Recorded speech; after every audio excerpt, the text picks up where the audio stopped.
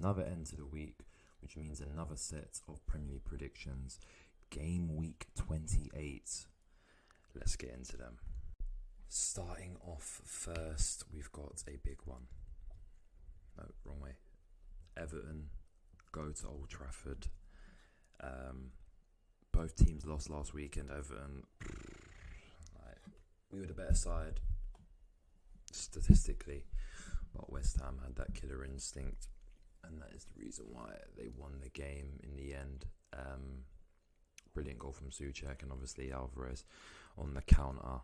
Whenever we're trying to chase an equaliser, just put them away. Manchester United in the first half, I thought played very well. They figured City out, but when you don't have the ball for a long time, like Gary Neville said, your heart breaks, and I think that was what happened. And Phil Foden basically ended up showing his class. Going into this game, I'm not too confident in this light. This is at Old Trafford. We haven't won at Old Trafford since the 13-14 season. So for me, I'm going to have to go for a 2-1 Manchester United win, and another heartbreaking weekend for me as an Everton fan. Going into the next game, we've got Bournemouth versus Sheffield United now. Bournemouth picked up a big away win at Turf Moor, like I said they would, because Burnley are stingy, stubborn, don't change their ways, and Sheffield United got absolutely pumped by Arsenal on Monday night. Sheffield United, I think, and Burnley are the two teams that are definitely going down, and I don't see anything but a Bournemouth. I'm going to go for a 2-0 Bournemouth win. I've got Solanke in my team. He's got a double game week, so Dominic Solanke, like I said to Watkins last week, and he performed. I'm going to touch on Watkins later. Pause. Do your job, mate. Bring me back up in my league, in my FPL league, and you'll be remembered as a legend for me. 2-0 Bournemouth. And now on to a massive game for both teams. Crystal Palace host Luton. Now Crystal Palace, I think, not unfortunate, but they fell apart in the latter stages of the game at Tottenham. I think they did very well defensively, and then they finally got carved open in the last 10 minutes or so. But there are positive signs from Oliver Glasner's first two games. Obviously, he won 3-0 against Burnley, and then battled with Tottenham at their ground up until the last 10 minutes. Luton, on the other hand, they need something from this game in order to catch Forest or Everton. Obviously, Forest are inevitably going to be receiving a points deduction. So if you're Luton, you try and pick up points, whether it be a draw or a win. However,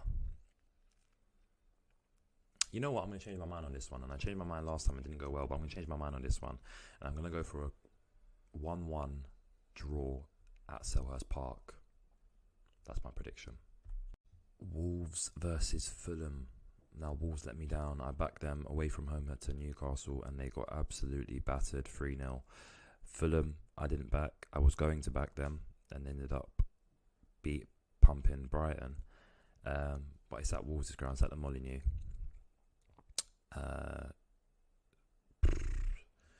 It's a tough one to call, really. You know what? I'm going to go for another draw. And if Fulham win again, then that's how it works. And I'm a curse, but in a good way for Fulham fans. I'm going to go for a 2-2 Wolves-Fulham draw in this one. I think it's going to be very tight. And now comes the game I'm going to do a watch-along for, since I won't be available to do Everton, which breaks my heart and obviously would break your hearts, because you probably want to see me rage and lose my head at Everton. Arsenal versus Brentford. Now, Arsenal have got a massive, very casual 5-6-0 win at Bramall Lane on Monday, and Brentford obviously drew to Chelsea at home. But Arsenal at home here, and I don't see anything but an Arsenal win. Brentford are missing their whole back line, and Arsenal look like outsiders in this title race for some reason, but I don't understand why. Maybe because of last season, how they threw it away, but they're in with a chance just as much as City and Liverpool, in my opinion. But yeah, so having said that, I'm going to go for a 3-1 Arsenal win. Now on to Sunday's games. First of the four is Aston Villa versus Tottenham, a massive game between 5th and 4th. Aston Villa got a big win in the latter stages of the game against Luton Town, and so did Tottenham. Tottenham won by a 2-goal lead, Villa won by a 1-goal lead, and Villa almost threw it away, to be honest. Tottenham had to make the comeback, but Villa are at home, and I can't see Villa throwing away this top four. I know we've seen multiple teams do it in the past, like Leicester and obviously Arsenal, but I don't know. It's hard to not back Villa at home. Their home form has been unreal, and for me, I'm gonna have to go for a 2-1 Aston Villa home win. Brighton versus Nottingham Forest is our second game on the Sunday. Brighton lost 3-0 at Fulham, which is very unfamiliar with Brighton, to be honest. They haven't really been like pumped in a while, other than the Luton game, obviously. But they have these weird results. They have a lot of inconsistencies, but they're back at home now, and they're playing against a Forest team who must feel heartbroken. The 99th minute, Darwin Núñez scores a late winner where they could have got a valuable point, especially when they're expecting a points deduction any second now. But for me, I think I'm going to have to back Brighton on this one again. Forest will have to rely on their home games at the City Ground, and for me, I'm going to have to go for a 2-0 Brighton win. Now we go to the London Stadium, West Ham versus Burnley. Obviously, West Ham got big 3 points at Goodison Park, and suddenly the Moyes out brigade has gone missing. Like I said, you put your faith in the manager until the end of the season, and then if he doesn't progress like you want it to, then you sack him. There's no point bringing in a new gaffer now. And obviously Burnley, Burnley are going down, but Vincent Kompany's probably going to stay on and probably be given the chance to bring them back up. But Burnley remind me of the Fulham that went up, bought a load of players, and then their system just didn't work. They didn't change the system, and they ended up going straight back down. Hopefully, this is a lesson to Burnley now, that when they get relegated, and when they do come back up, they'll have a different plan and realise you cannot play the same way every game, because you cannot compete with the Premier League level. But yeah, West Ham, I think, should win this 2-1. And if Areola plays like he did against us, then my word, I'm putting him in my fantasy. And then we go to the big game, and it's heartbreaking that I'm not going to be doing a watch along. However, it is Mother's Day, and family comes first before football. So Liverpool versus Manchester City, probably the biggest game of the season. Both teams picked up wins last weekend. Manchester City picked up a very simple win during the week. Obviously, this being recorded on Thursday, so if Liverpool haven't played, they're playing tonight.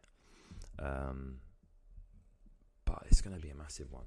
Man City's Pep Guardiola's record at Anfield isn't amazing, but you never know if that can change. That can change this weekend. Realistically, people are saying whoever wins this game wins the title, and I have to disagree. There are still a few more games that these 3 teams, Arsenal, City and Liverpool, have to play. But the prediction, you know what, I'm going to sit on the fence, and I'm going to go for a 2-2 draw. So it's just up in the air, and it allows Arsenal to gain on both teams, and then it makes even the title race even more exciting. So yeah, 2-2. And then we go to Monday night. Chelsea host Newcastle United. Now, over the years, I have disliked Chelsea. I've not been a fan of Chelsea Football Club. I don't know why, but out of the London clubs, I've always favoured Tottenham out of all of them, and then probably Arsenal, and then Chelsea's probably down below. But this season, I've kind of got a soft spot for Chelsea, and I don't know why, but I want Chelsea to win this game, so I'm going to predict them to win. But they've got a big job on their hands. They're playing a Newcastle team that just won 3-0 at home with lots of confidence. And Chelsea really need to start kicking into form now, because it's coming up to the latter stages of the season. They're still in the FA Cup. They've got Leicester at home. They need to sort it out, because if Poch wants some sort of success this season, then they need to get a good run of form. They can't have these up and downs and in these inconsistencies. So for me, I'm going to back Chelsea to win 2-1.